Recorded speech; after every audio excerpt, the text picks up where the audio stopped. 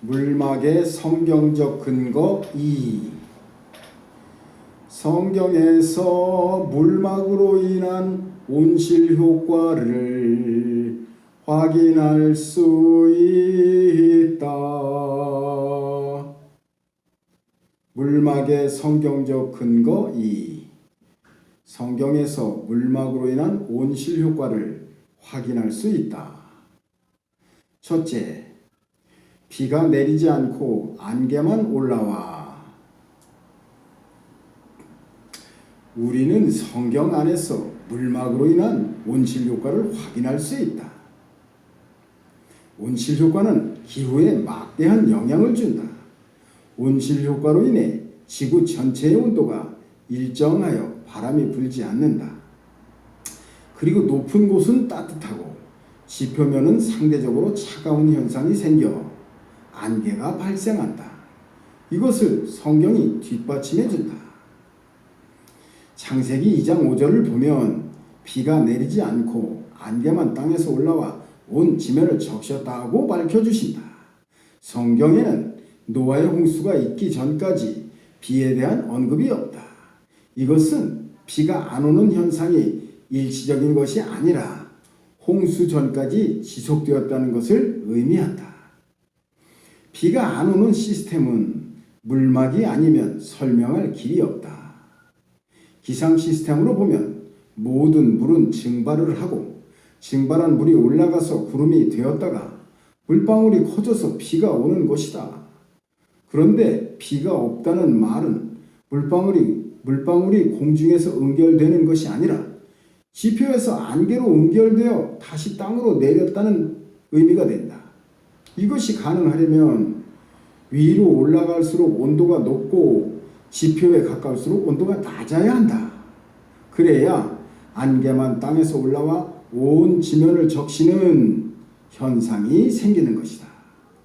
이런 온실 기상 시스템은 물막이 있어야만 가능한 것이다. 둘째, 최초의 바람. 창세기 8장 1절에 보면 노아의 홍수 이후에 최초로 바람이 불기 시작한다. 노아의 홍수 전에는 바람이 없었다는 말이다. 바람은 두 지역 사이에 온도차가 있어야 한다. 그런데 온실 안에서는 온도차가 거의 없다. 그리고 바람이란 뜨거운 공기는 가볍기 때문에 위로 올라가고 차가운 공기는 무겁기 때문에 밑으로 내려오기 때문에 발생하는 것이다. 그러나 온실 안에서는 위로 올라가야 할 뜨거운 공기는 이미 다 올라가 있고 밑으로 내려와야 할 차가운 공기는 이미 밑에 자리를 잡고 있어서 공기가 이동할 요인이 거의 없다. 따라서 바람이 없는 것이다. 이처럼 지구 전체가 물막으로 덮여 있으면 바람이 불 수 없다. 그런데 노아의 홍수 후에는 물막의 온실 효과가 제거되었으므로 바람이 생긴 것이다. 셋째, 추위와 더위와 심음과 거둠.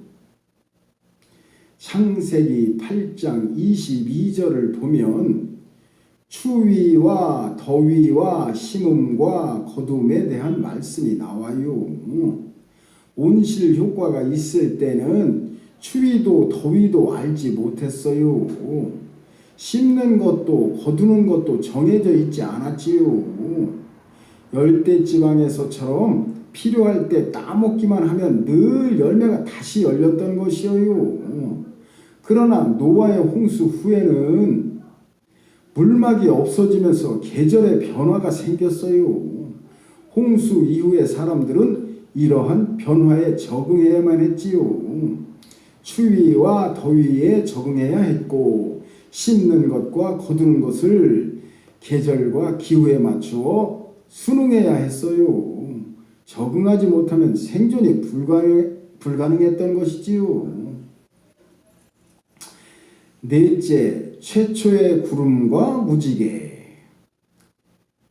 창세기 9장 13절을 보면 노아의 홍수 이후에 구름과 무지개가 최초로 등장한다. 안개만 땅에서 올라와 온 지면을 적시던 시대는 가고 구름이 있어서 비가 오는 시대가 되었다. 비가 오면 무지개도 생긴다. 무지개는 노아의 홍수 이후에 처음으로 등장한 자연현상이다. 그런데 창조주 하나님께서는 이 무지개를 보시면 노아의 홍수를 생각한다고 하셨다.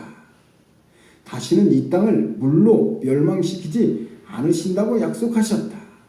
이런 상황을 볼 때 그 전에는 무지개가 없었고 비도 오지 않았다는 것을 알 수 있다.